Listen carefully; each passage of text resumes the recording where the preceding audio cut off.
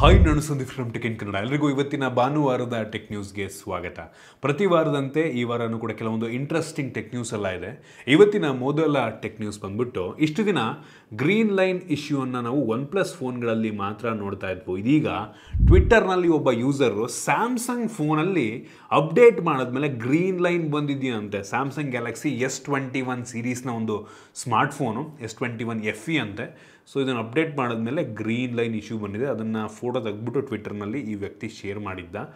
So ಇದು update ಆದಮೇಲೆ ಆಯಿತು ಅಥವಾ ಏನಾದರೂ ಕೆಳಗೆ ಬಿದ್ದು ಮಿಸ್ ಆಗಾಯಿತೋ ಗೊತ್ತಿಲ್ಲ. ಸೊ ಮೋಸ್ಟ್ಲಿ ಸ್ಯಾಮ್ಸಂಗ್ ಅವ್ರದಕ್ಕೆ ರೆಸ್ಪಾಂಡ್ ಮಾಡೋದು ಡೌಟು. ಏನಕ್ಕೆ ಅಂದರೆ ಈ ಸ್ಮಾರ್ಟ್ಫೋನ್ ಸ್ವಲ್ಪ ಹಳೆ ಸ್ಮಾರ್ಟ್ಫೋನ್ S21 FE ಅಂದರೆ ನಂಗೆ ಅನ್ನಿಸ್ತಂಗೆ ಒಂದು ಎರಡೂವರೆ ವರ್ಷ ಆಗಿರ್ಬೋದು, ಅಂತ 2 ವರ್ಷ ಆಗಿರ್ಬೋದು ನಂಗೆ ಅನ್ನಿಸ್ತಂಗೆ. ಸೊ ಸ್ವಲ್ಪ ಹಳೆ ಫೋನ್ ಅಂದ್ಬಿಟ್ಟು ಇಗ್ನೋರ್ ಮಾಡ್ತಾರೆ.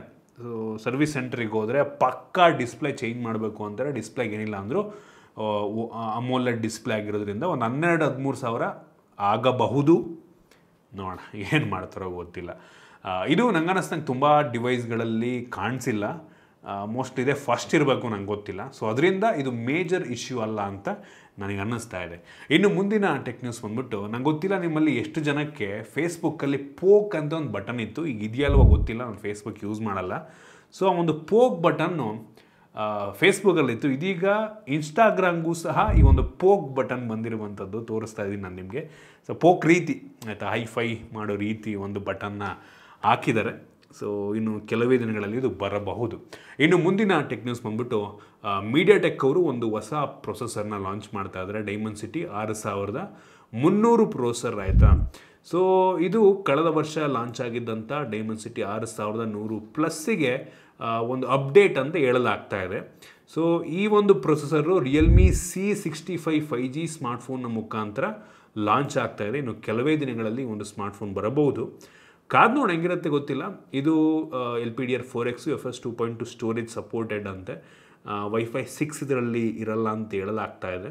ಬ್ಲೂಟೂತ್ 5.2 ಎಲ್ಲ ಸಪೋರ್ಟ್ ಇರುತ್ತಂತೆ.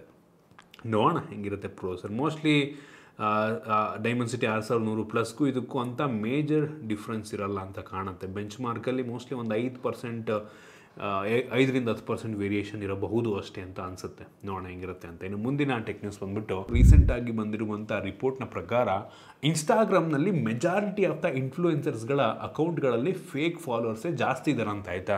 ಸೊ ಒಂದು ಈ ಸ್ಟಡಿ ಏನಪ್ಪ ಅಂತ ಅಂದರೆ, ನಮ್ಮ ದೇಶದಲ್ಲಿರುವಂಥ ಇನ್ಫ್ಲೂಯೆನ್ಸರ್ಸ್ಗಳಲ್ಲಿ 3ರಲ್ಲಿ 2 ಇನ್ಫ್ಲೂಯೆನ್ಸರ್ಸ್ಗಳು ಹೆವಿ ಜಾಸ್ತಿ ಫೇಕ್ ಫಾಲೋವರ್ಸನ್ನು ಇಟ್ಕೊಂಡಿರ್ತಾರಂತೆ. ಸೊ ಈ ಒಂದು ಸ್ಟಡಿಯನ್ನು ಸುಮಾರು 80 ಲಕ್ಷ ಅಕೌಂಟ್ಗಳಲ್ಲಿ ಮಾಡಲಾಗಿದೆ, ಆಡಿಟ್ ಮಾಡಿದ್ದಾರೆ. ಸೊ ಅದರಲ್ಲಿ ಸುಮಾರು 25 ಲಕ್ಷ ಅಕೌಂಟ್ಗಳು ಜೆನ್ಯೂನು, ಜಾಸ್ತಿ ಫೇಕ್ ಫಾಲೋವರ್ಸ್ ಇಲ್ಲ ಅಂತ ಬಂದಿದೆಯಂತೆ. ಸೊ ಲಿಟ್ರಲಿ ಈ 3ರಲ್ಲಿ 2 ಅಕೌಂಟ್ಗಳು, ಇನ್ಫ್ಲೂಯೆನ್ಸರ್ಸ್ ಅಕೌಂಟ್ಗಳು ಅಪ್ರಾಕ್ಸಿಮೇಟ್ಲಿ 60% ಅಷ್ಟು ಫೇಕ್ ಫಾಲೋವರ್ಸನ್ನು ಹೊಂದಿರ್ತಾರಂತೆ. ಯಪ್ಪ, ಹೌದು, ಎಲ್ಲ ಸೋಷಿಯಲ್ ಮೀಡಿಯಾದಲ್ಲೂ ಇರ್ತಾರೆ, ಇದರಲ್ಲೂ ಇದ್ದಾರೆ. ಬಟ್ ಇನ್ಸ್ಟಾಗ್ರಾಮ್ ಸ್ವಲ್ಪ ಜಾಸ್ತಿ ಇದ್ದಾರೆ ಅಂತ ಕಾಣುತ್ತೆ, ಬಾಟ್ಸ್ಗಳು ಜಾಸ್ತಿ ಇರೋದೆ ಅಂತ ಕಾಣುತ್ತೆ. ಇನ್ನು ಮುಂದಿನ ಟೆಕ್ ನ್ಯೂಸ್ ಬಂದ್ಬಿಟ್ಟು, ಈ ಒಂದು ರಿಪೋರ್ಟ್ನ ಪ್ರಕಾರ ನೆಕ್ಸ್ಟು ಏನು iPhone 17 ಪ್ಲಸ್ ಬರುತ್ತೆ, ಅದರ ಈ ಸ್ಕ್ರೀನ್ ಸೈಜು iPhone 15 ಪ್ಲಸ್ಗಿಂತ ಸಣ್ಣ ಇರುತ್ತಂತೆ. iPhone 15 plus series usually screen ದೊಡ್ಡದು ಮಾಡ್ತಾರಲ್ವ. ಸೊ ನಾರ್ಮಲ್ ವೇರಿಯಂಟ್ಗಿಂತ ಸ್ವಲ್ಪ ದೊಡ್ಡದಿರುತ್ತೆ ಪ್ಲಸ್ ವೇರಿಯಂಟ್ ಸೈಜಲ್ಲಿ. ಉಳಿದಿದ್ದ ಸ್ಪೆಸಿಫಿಕೇಷನ್ ಸೇಮ್. ಬಟ್ iPhone 17 ಪ್ಲಸ್ಸಿಂದ ಯಾಕೋ ಸೈಜ್ ಸ್ವಲ್ಪ ಇನ್ನೂ ಕಡಿಮೆ ಮಾಡ್ತಾರಂತೆ. ಎಷ್ಟು ಕಡಿಮೆ ಮಾಡ್ತಾರೆ ಅಂತ ಇನ್ನೂ ಗೊತ್ತಿಲ್ಲ ಒಟ್ಟಿಗೆ. ಇನ್ನು ಮುಂದಿನ ಟೆಕ್ ನ್ಯೂಸ್ ಬಂದ್ಬಿಟ್ಟು, ಸ್ನ್ಯಾಪ್ಡ್ರ್ಯಾಗನ್ ಅವರು ಇಂಟೆಲ್ಗೆ ಕಾಂಪಿಟೇಷನ್ ಕೊಡೋದಕ್ಕೋಸ್ಕರ ಲ್ಯಾಪ್ಟಾಪ್ ಮಾರ್ಕೆಟ್ಗೂ ಸಹ ಎಂಟರ್ ಆಗಿದ್ದಾರೆ. ಅವ್ರದ್ದೊಂದು ಹೊಸ ಚಿಪ್ಸೆಟ್ಟು ಸ್ನ್ಯಾಪ್ಡ್ರ್ಯಾಗನ್ XLite ಅಂತ ಆಯಿತಾ. ಸೊ ಇದು ಲ್ಯಾಪ್ಟಾಪ್ಗಳಿಗೆ ಯೂಸ್ ಮಾಡುವಂಥ ಚಿಪ್ಸೆಟ್ಟು. ಈ ಒಂದು ಚಿಪ್ ಹೆಂಗಪ್ಪ ಅಂತ ಅಂದರೆ, ಯಾವುದೇ ಫ್ಯಾನ್ ಕೂಲರ್ನ ಅವಶ್ಯಕತೆ ಇರಲ್ಲ. ಒಂಥರ ಮೊಬೈಲ್ ಚಿಪ್ ಥರ ಕೆಲಸವನ್ನು ಮಾಡುತ್ತೆ. ಹೆವಿ ಪವರ್ಫುಲ್ ಆಗಿರುವಂಥ ಪ್ರೊಸೆಸರು. ಸೊ ಇದು ಲಿನೋವೋದವರು ಫಸ್ಟ್ ತೊಗೊಂಬರ್ತಾ ಇದ್ದಾರೆ. ಇವಾಗ ಸ್ಲಿಮ್ 7 ಈ ಮಾಡೆಲ್ನಲ್ಲಿ ಈ ಒಂದು ಚಿಪ್ಸೆಟ್ ಇರುತ್ತಂತೆ. ಕಾದು ನೋಡೋಣ ಹೆಂಗಿರುತ್ತೆ. ಇಂಟೆಲಿಗೆ ಕಂಪೇರ್ ಮಾಡಿಕೊಂಡ್ರೆ ಎಷ್ಟು ಡಿಫ್ರೆನ್ಸ್ ಇರುತ್ತೆ, ಪರ್ಫಾರ್ಮೆನ್ಸ್ ಏನೋ ಡಿಫ್ರೆನ್ಸ್ ಇರುತ್ತಾ, ಬ್ಯಾಟ್ರಿ ಬ್ಯಾಕಪ್ ಏನೋ ಹೆವಿ ಚೆನ್ನಾಗಿ ಬರುತ್ತಂತೆ. ನೋಡೋಣ ಹೆಂಗಿರುತ್ತೆ ಅಂತ. ಇನ್ನು ಮುಂದಿನ ಟೆಕ್ ನ್ಯೂಸ್ ಬಂದ್ಬಿಟ್ಟು, iPhone 16 Pro ನೆಕ್ಸ್ಟ್ ಏನು ಲಾಂಚ್ ಆಗುತ್ತೆ, ಅದರಲ್ಲಿರುವಂಥ ಕ್ಯಾಮ್ರಾ ಆ್ಯಂಟಿ ರಿಫ್ಲೆಕ್ಟಿವ್ ಅಂತೆ. ಅಂದರೆ ಎಷ್ಟೋ ಸಲ ನಮ್ಮ ಫೋನಿಂದ ನಾವು ಒಂದು ಹಾರ್ಶ್ ಲೈಟ್, ತುಂಬ ಬ್ರೈಟ್ ಆಗಿರುವಂಥ ಲೈಟ್ ಫೋಟೋ ತೆಗೆದ್ರೆ ಒಂಥರ ಗ್ಲೇರ್ಸ್ಗಳು ಬರುತ್ತೆ, ಲೈನ್ ಬರುತ್ತಲ್ವ. ಸೊ ಆ ರೀತಿ ಆಗಲ್ವಂತೆ iPhone 16 Proನಲ್ಲಿ. ಏನೋ ಲೆನ್ಸಿಂದು ಏನೋ ಫ್ಲೇರ್ಸ್ ಎಲ್ಲ ರಿಮೂವ್ ಮಾಡುತ್ತಂತೆ. ಸೊ ಒಂದು ಒಳ್ಳೆಯ ವಿಷಯ. ಎಷ್ಟೋ ಸಲ ಐಫೋನ್ಗಳಲ್ಲಿ ಈ ಒಂದು ಇಶ್ಯೂ ಇದೆ, ಅಂದರೆ ಈ ರೀಸೆಂಟ್ ಕ್ಯಾಮ್ರಾಗಳಲ್ಲಿಲ್ಲ, ಬಟ್ ಹಳೆ ಐಫೋನ್ಗಳಲ್ಲಿ ಈ ಇಶ್ಯೂ ತುಂಬ ಇದೆ ಆಯಿತಾ. ಯೂಸ್ ಮಾಡ್ತಾ ಈ ಒಂದು ಗ್ಲೇರ್ಸ್ಗಳು ಬರ್ತಾಯಿತ್ತು. ಸೊ ಅದನ್ನು 16 ಪ್ರೋನಲ್ಲಿ ಬರದ ರೀತಿ ಮಾಡ್ತಾರಂತೆ, ನೋಡೋಣ ಹೆಂಗೆ ಮಾಡ್ತಾರೆ ಅಂತ. ಇನ್ನು ಮುಂದಿನ ಟೆಕ್ ನ್ಯೂಸ್ ಬಂದ್ಬಿಟ್ಟು, ನೆಟ್ಫ್ಲಿಕ್ಸ್ ಅವರು ಪಾಸ್ವರ್ಡ್ ಶೇರಿಂಗನ್ನು ಸ್ಟಾಪ್ ಮಾಡಿದ್ಮೇಲೆ ನಾವು ಯಾರು ಕೂಡ ಅಂದರೆ ನಮ್ಮ ಫ್ರೆಂಡ್ಸ್ ಜೊತೆ, ಫ್ಯಾಮಿಲಿ ಜೊತೆ ಎಲ್ಲ ದೂರದಲ್ಲಿ ಇರ್ತಾರೆ ಅವ್ರ ಜೊತೆ ಪಾಸ್ವರ್ಡನ್ನು ಶೇರ್ ಮಾಡೋದು ತುಂಬ ಕಷ್ಟ. ಅದು ಮೇಯ್ನ್ ಅಕೌಂಟಿಗೆ ಯಾವಾಗಲೂ ಲಾಗಿನ್ ಮಾಡಿ ಅಂತ ಕೇಳ್ತಾ ಇರುತ್ತೆ. ಸೊ ಈ ಕಾರಣದಿಂದ ಪಾಸ್ವರ್ಡ್ ಶೇರ್ ಮಾಡೋದಕ್ಕಾಗಲ್ಲ. ಸೊ ಅದನ್ನು ಅವ್ರು ಎನೇಬಲ್ ಮಾಡಿದ್ಮೇಲೆ ಈ ನೆಟ್ಫ್ಲಿಕ್ಸಿಗೆ ಸುಮಾರು 93 ಲಕ್ಷ ಹೊಸ ಸಬ್ಸ್ಕ್ರೈಬರ್ಸ್ಗಳು ಆ್ಯಡ್ ಆಗಿದ್ದಾರಂತೆ. ಹೆಲ್ಪ್ ಆದರೂ ಆಯಿತು ಅವರಿಗೆ ಪಾಸ್ವರ್ಡ್ ಶೇರಿಂಗನ್ನು ಡಿಸೇಬಲ್ ಮಾಡಿದ್ಮೇಲೆ. ಇನ್ನು ಮುಂದಿನ ಟೆಕ್ ನ್ಯೂಸ್ ಬಂದುಬಿಟ್ಟು, OnePlus ಒಂದು ಹೊಸ ಫೋನು ಚೈನಾದಲ್ಲಿ ಲಾಂಚ್ ಆಗ್ತಾಯಿದೆ, OnePlus Ace 3 Pro ಅಂತ. ಸೊ ಇದೇನಪ್ಪ ಅಂತ ಅಂದರೆ ನಮ್ಮ ದೇಶದಲ್ಲಿ ಬೇರೆ ಹೆಸರಲ್ಲಿ ಲಾಂಚ್ ಆಗಬಹುದು ಆಯಿತಾ, ಗೊತ್ತಿಲ್ಲ. ಇದು OnePlus 13 ಅಂತ ಲಾಂಚ್ ಆಗುತ್ತಾ, 13R ಅಂತ ಲಾಂಚ್ ಆಗುತ್ತಾ, ಅಥವಾ 12T ಅಂತ ಲಾಂಚ್ ಆಗುತ್ತಾ ಗೊತ್ತಿಲ್ಲ ಆಯಿತಾ. ಒಟ್ಟಿಗೆ ಸ್ಪೆಸಿಫಿಕೇಷನ್ ಎಲ್ಲ ಬೆಂಕಿ ಇದೆ, Snapdragon 8 Gen 3 ಎಲ್ಲ ಇದೆ. ಹೆಂಗಿರುತ್ತೆ ಅಂತ ಗೊತ್ತಿಲ್ಲ. ಚೈನಾದಲ್ಲಿ ಫಸ್ಟ್ ಲಾಂಚ್ ಆಗುತ್ತೆ, ನಮ್ಮ ದೇಶದಲ್ಲಿ ಇನ್ನೊಂದು ಹೆಸರಲ್ಲಿ ಲಾಂಚ್ ಮಾಡ್ತಾರೆ. ಜೊತೆಗೆ OnePlus 13 ಏನು ಲಾಂಚ್ ಆಗುತ್ತೆ ಅದರ ಸ್ಪೆಸಿಫಿಕೇಷನ್ ಕೂಡ ಬರ್ತಾ ಇದೆ. ಡಿಸೈನ್ ಕೂಡ ಲೀಕ್ ಆಗಿದೆ, ನೋಡ್ತಾ ಇದ್ದೀರಾ ಡಿಸೈನ್ ತೋರಿಸ್ತೀನಿ. ಕ್ಯಾಮ್ರಾ ವರ್ಟಿಕಲ್ ಆಗಿ ಒಂಥರ ಡಿಫ್ರೆಂಟ್ ಆಗಿದೆ, ಲುಕ್ ಚೆನ್ನಾಗಿ ಕಾಣ್ತಿದೆ. ನೋಡೋಣ ಹೆಂಗಿರುತ್ತೆ ಅಂತ. 8 Gen 4 ಜೊತೆಗೆ ಬರುತ್ತಂತ, ಯಾವ ಕಾಲಕ್ಕೆ ಬರುತ್ತೋ ಗೊತ್ತಿಲ್ಲ. ಹಂಗಾರೆ 8+ Gen 4 okay, 8S Gen 4 okay, 8+ ಅಲ್ಲ.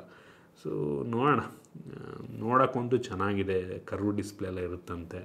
ಜೊತೆಗೆ ಈ ಸಲ OnePlus ಅವರು ಫ್ಲಿಪ್ ಫೋನನ್ನು ಕೂಡ ಲಾಂಚ್ ಮಾಡ್ತಾರಂತೆ. ನಂಗೆ ಅನ್ನಿಸ್ದಂಗೆ ಈ ಫ್ಲಿಪ್ ಫೋನು ಓಪ್ಪೋದು ರೀಬ್ರ್ಯಾಂಡ್ ಆಗಿರ್ಬೋದಾ ಅಂತ ಎಲ್ಲೊಂದು ಕಡೆ ಅನ್ನಿಸ್ತೆ. ಯಾಕೆಂದರೆ OnePlus ಫೋನ್ ಮ್ಯಾನುಫ್ಯಾಕ್ಚರ್ ಮಾಡೋದು ಓಪ್ಪೋನವರೇ. ಸೊ ಓಪ್ಪೋದು ಏನು ಫ್ಲಿಪ್ ಫೋನ್ ಇದೆ ಅದನ್ನೇ ಸ್ವಲ್ಪ ಚೇಂಜ್ ಆ ಕಡೆ ಈ ಕಡೆ ಚೇಂಜ್ ಮಾಡಿ, ಅಥವಾ ಅದನ್ನೇ ರೀಬ್ರ್ಯಾಂಡ್ ಮಾಡಿ ಸೇಲ್ ಮಾಡಬಹುದೇನೋ ಗೊತ್ತಿಲ್ಲ. ಇನ್ನು ಮುಂದಿನ ಟೆಕ್ ನ್ಯೂಸ್ ಬಂದುಬಿಟ್ಟು, ಸ್ಯಾಮ್ಸಂಗ್ ಅವರು ಗ್ಯಾಲಕ್ಸಿ Z Flip 6 ಇನ್ನು ಕೆಲವೇ ದಿನಗಳಲ್ಲಿ ಲಾಂಚ್ ಮಾಡ್ತಾರೆ. ಇದು Snapdragon 8 Gen 3 ಜೊತೆಗೆಲ್ಲ ಬರುತ್ತೆ. ಸೊ ಇದರ ರೆಂಡರ್ಸ್ಗಳೆಲ್ಲ ಲೀಕ್ ಆಗ್ತಾ ಇದೆ, ಫೋಟೋಸ್ ತೋರಿಸ್ತಾ ಇದೆ, ಚೆನ್ನಾಗಿದೆ. ನೋಡೋಣ ಬಂದಮೇಲೆ ಹೆಂಗಿರುತ್ತೆ ಅಂತ. ಇನ್ನು ಮುಂದಿನ ಟೆಕ್ ನ್ಯೂಸ್ ಬಂದುಬಿಟ್ಟು, ಸ್ಯಾಮ್ಸಂಗ್ ಅವರು ಗ್ಯಾಲಕ್ಸಿ F55 5G ಸ್ಮಾರ್ಟ್ಫೋನ್ನ ಇನ್ನು ಕೆಲವೇ ದಿನಗಳಲ್ಲಿ ಲಾಂಚ್ ಮಾಡ್ತಾ ಇದ್ದಾರೆ. ಇದರ ಸ್ಪೆಷಾಲಿಟಿ ಏನಪ್ಪ ಅಂತಂದರೆ, ಇದೇ ಮೊದಲ ಬಾರಿಗೆ ಸ್ಯಾಮ್ಸಂಗಿಂದು ಈ ಸೀರೀಸ್ನಲ್ಲಿ ಒಂದು ವೀಗನ್ ಲೆದರ್ ಬ್ಯಾಕ್ ಫಿನಿಷನ್ನು ಕೊಡ್ತಾ ಇದ್ದಾರಂತೆ. ನಂಬಕ್ಕೆ ಸಾಧ್ಯ ಇಲ್ಲ, ವೀಗನ್ ಲೆದರು ಸ್ಯಾಮ್ಸಂಗ್ ಕಡೆಯಿಂದ. ನನಗೆ ನೆನಪಿಲ್ಲ ಆಯಿತಾ, ಲಾಸ್ಟ್ ಟೈಮ್ ಸ್ಯಾಮ್ಸಂಗ್ ಒಂದು ಫೋನಲ್ಲಿ ವೀಗನ್ ಲೆದರ್ ಹಾಕಿ ಲಾಂಚ್ ಮಾಡಿರೋದನ್ನು ನನಗೆ ನೆನಪಾಗ್ತಿಲ್ಲ. ಮೋಸ್ಟ್ಲಿ ತುಂಬ ಹಿಂದೆ ಮಾಡಿರ್ಬೋದೇನೋ, ಬಟ್ ರೀಸೆಂಟಾಗಿ ಎಲ್ಲೂ ಕೂಡ ವೀಗನ್ ಲೆದರ್ ಸ್ಯಾಮ್ಸಂಗ್ ಫೋನ್ಗಳಲ್ಲಿ ನಾನು ನೋಡಿಲ್ಲ ಆಯಿತಾ. ನೋಡೋಣ, ಕಾಯ್ತಾ ಇದ್ದೀನಿ, ಹೆಂಗಿರುತ್ತೋ ಗೊತ್ತಿಲ್ಲ. ಇನ್ನು ಮುಂದಿನ ಟೆಕ್ ನ್ಯೂಸ್ ಬಂದುಬಿಟ್ಟು, ವಿವೋ V30e ಮೇ 2ನೇ ತಾರೀಕು ಒಂದು ಸ್ಮಾರ್ಟ್ಫೋನ್ ಲಾಂಚ್ ಆಗ್ತಾ ಇದೆ. So camera centric smartphone, interesting ಆಗಿದೆ, ಲುಕ್ಕು ತುಂಬ ಚೆನ್ನಾಗಿದೆ, ಒಂಥರ ಮೆರೂನಿಶ್ ಏನೋ ಒಂಥರ ಕಲರ್ ಡಿಫ್ರೆಂಟ್ ಆಗಿದೆ ಆಯಿತಾ. ನೋಡೋಣ, ಚೆನ್ನಾಗಿದೆ ಅಂತ ಅನ್ನಿಸ್ತಾ ಇದೆ. Smartphone look wise build wise ಎಲ್ಲ ತುಂಬ ತಿನ್ ಅನ್ನಿಸ್ತಾ ಇದೆ.